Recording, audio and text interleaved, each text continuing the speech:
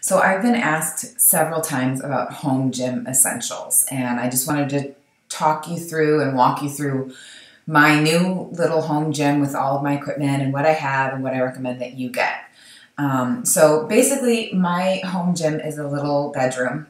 I don't have any large gym equipment in my house. Any large gym equipment that I need, I use at the gym.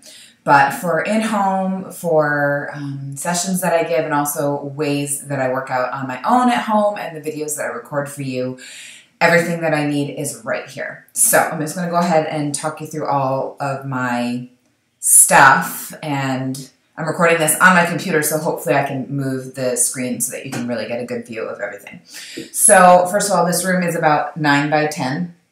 So it's not a huge space, but it's large enough to pretty much do anything I need except for large movements around. So anything I need to do large, big moving, I go outside in the backyard, which you're all familiar with from the videos. So what I have here, first, I'll show you on this side of the room, is I have an anatomy poster here, which I love looking at the muscles, and I just always like to refamiliarize myself with the muscles that are working and with each exercise. And this in particular poster is a core anatomy, so pretty much talks about crunches and side bends and planks and things like that and what muscles are working. So I always like to have anatomy posters around. There's one on the other side. Over here I have a basket with different mats. Mats are obviously always useful and helpful because obviously, if you have hardwood floors or brick or tile, you need something for comfort for your back. But anyway, so I have two different kinds of mats. I have your traditional thin yoga mat, but then I also have this awesome thick mat. You can see, I'll show you up close here. It's a Dance Skin brand, and it's super thick. They even sell them thicker, but I like this one because I work on a hardwood floor or outside pavers, which can be very bruising for the spine and the knees and such. So I always have this extra thick mat as well. So the next thing that you can see here is my favorite, Bosu. Now, this is not necessarily an essential for everyone. If you're beginning in fitness, Bosu probably isn't the best thing to have or necessary. It is over $100, generally speaking, unless you can find it used. If you can find it used and you can get it cheap, get it. I think it's a great tool. Obviously, I've shown many, many exercises using it.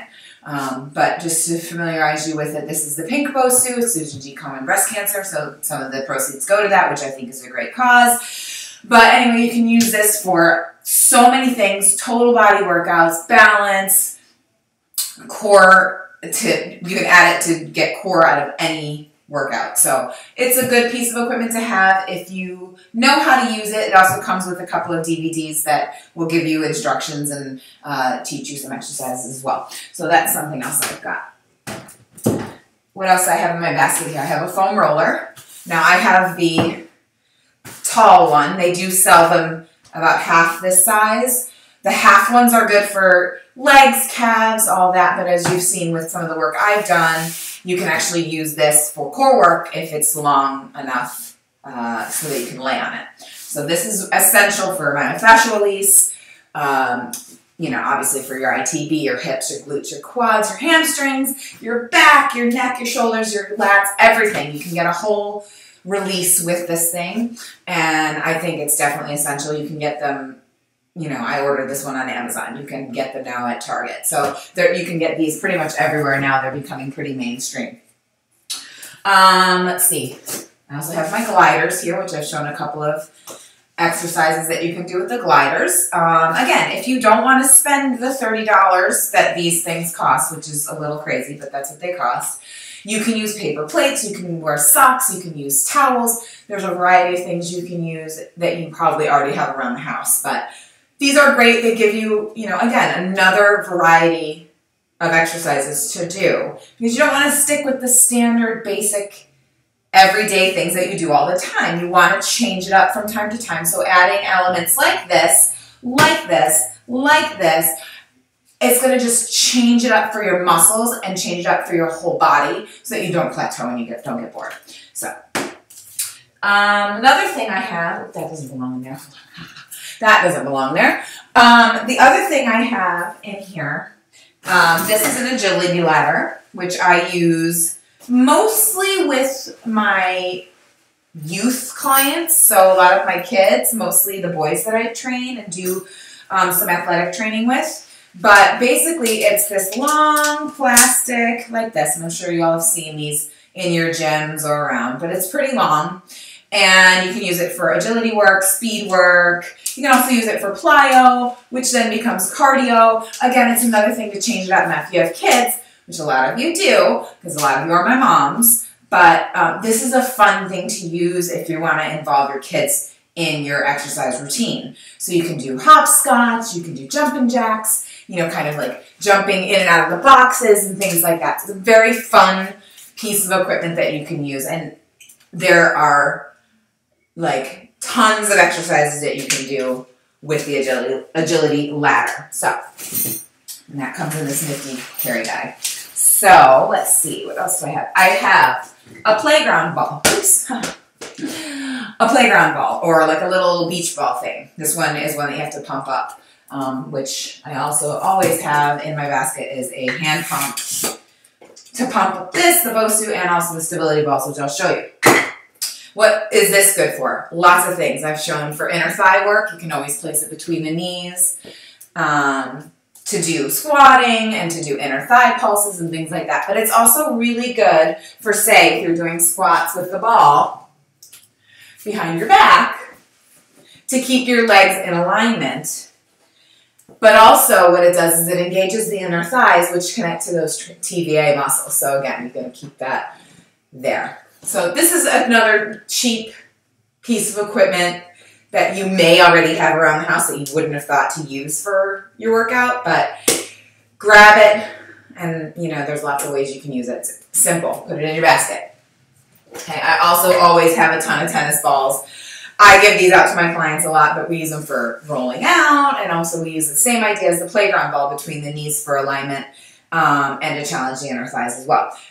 Tennis balls are also good if you have foot cramps, if you have tightness in your hips, shoulders, neck, and you really need to roll it out and you don't have a foam roller. A tennis ball is super easy. And what's great about the tennis ball is it has enough give that it's not going to bruise your muscle. Like if you tried to use a baseball, and I know somebody who's used a lacrosse ball, which are super hard and super dense with zero give, that's going to bruise the muscles and could possibly injure you. So I always recommend having at least a couple of tennis balls laying around that you can get to for self-massage. Okay, so that's what I keep in my basket over here. Moving on to the other side of my room here.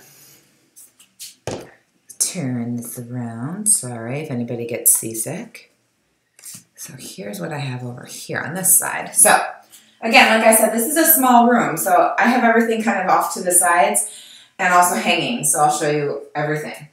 The next thing that I want to show you, I have another anatomy poster here. This is a strength training anatomy, so it's showing you different strength exercises with weights and with the stability ball and things like that, and of course the full anatomical structure. And this is a general poster. It came with a book, which I'll also show you, but it just shows the larger muscle groups, which I love. So over here I have two different size stability balls. Now, technically, they're both the same size. They're both 55 centimeter. This one happens to be a lot of a denser rubber, so it doesn't blow up as big. And this one's sort of a mid-size. Now, technically speaking, I should also have a 65 centimeter ball because my husband is over 6 feet tall. But you can utilize these size of stability balls for many different uses. This tiny one you can use to put between your feet for core work. You can use it against your back like I showed before for wall squats. You can also use the larger size one. The reason you want a larger size one that's going to work with your height is if you're doing something laying on top of it or if you're sitting on it. Now, if I went to go sit on this little ball, my knees would be above my hips, which is not ideal. You want, when you're sitting, as in a chair, you want your hips and your knees to bend at a 90-degree angle. No smaller and also no greater, because then they're going to be in an awkward anatomical position. So that's the stability balls. Now, I have my stability ball resting on this little stool / coffee table bench type thing. Simple little thing. It's round. Doesn't matter the shape. I bought this on sale, and the reason I bought it is to use it as a step. Now, again, notice when I step up on it, I'm pretty much at a 90-degree angle with my hip. It's a little high. I mean, it could be a little bit lower, but for my purpose, because I do have the strength in the legs and in the core to get myself up on this high of a step, this is what I would use if I'm doing any sort of stepping exercises. Okay. I also can do seated knee raises, things like that. I can do all of my lateral stepping up things with it. Okay, so I have this just tucked away in the corner for that. I can also use it if I'm doing elevated bridges, elevated side planks, elevated planks, if I want to do decline push-ups or anything like that that you would utilize a bench at the gym. I have my little tiny element here. So that's another thing that you can use. Now I also have this bar here. This is Cap brand, C-A-P, but another brand that I've used is Body Bar. This bar is weighted. It's also padded, so it's not metal on the outside. It's actually very comfortable for the hands for grip. This particular bar happens to be 15 pounds. Now, this is the only weight I have other than a pair of 3-pound dumbbells. The reason I don't have any other weights is because I can use resistance bands tied to this to create more weight and add more resistance to it. So that's the reason why I don't have multiple like weights and a big stack of like plates and all that. You can have that. If you have the space for it, please. That's a great element to have. A bar, like a regular 45-pound bar with the weight plates on it. But this bar works universally. My beginner clients can use this, my advanced clients can use this, and I use it quite often. So, a bar. And again, like I said, I have a little pair of dumbbells here. You know, you've seen me use these in all the videos. This is not the only weight I lift. I lift heavy at the gym. The reason I only have 3-pound dumbbells at home is because my little boys like to pick these up and play with them. And if I had anything bigger, they'd try and they'd get hurt. So that's why I keep these. And this is it. Okay, so last couple of things I want to show you that I have that I think are really good to have at home is this. Oops. Avalanche. I have an Iron Gym pull-up bar, which I just got, and I absolutely love it. But I want to show you real quick about it. So this is the Iron Gym, and basically it hooks up to the doorway with this little L bracket. You put it up on top of your door. You tilt this up so you can see. There. And then with the door open, pardon the noise if there is any. And then you just hook it up without knocking that down. You hook it up on your doorway, like that. Okay, and then you can use it for, any sort of hanging exercise and also for your pull-ups, which I'm going to be doing a tutorial for soon. But anyway, so you can see, and this isn't the most sturdy of houses. It's not a brick house. It's but what I have found is that it does actually work. You can do all your hanging stuff here, and you can do your pull-ups here just fine.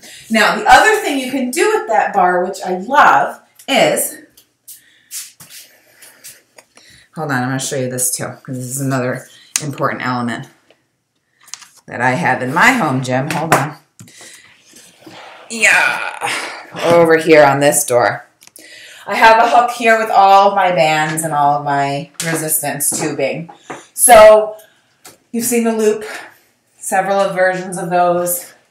TheraBands, different resistance levels of TheraBands. I also have a jump rope here, and I have 2 different resistance tubes a medium resistance, and a heavy resistance. So I'm going to take one of those, and then I'm also going to take these, which I have are these pull-up assist bands, these huge, long, thick bands. I have 3 different resistance weight levels, so I'm going to grab the heavy one just to make it easy for myself to show you what to do with them. So we're going to turn back around to my door. Try to move slowly so no one gets sick. All right.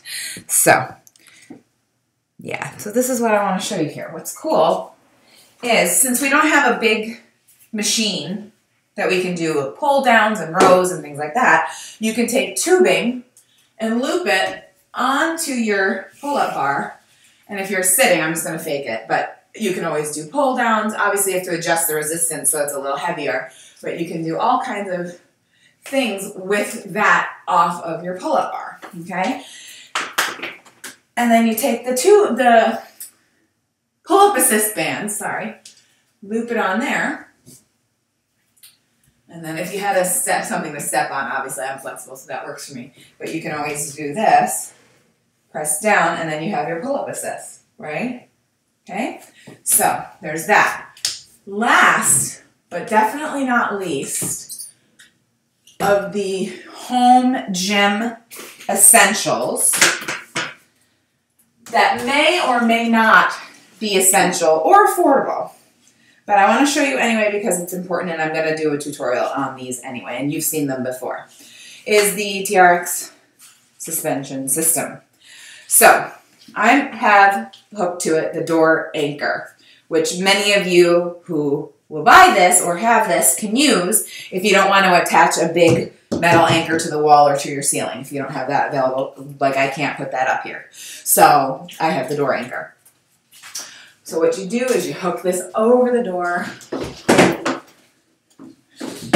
and then you shut the door.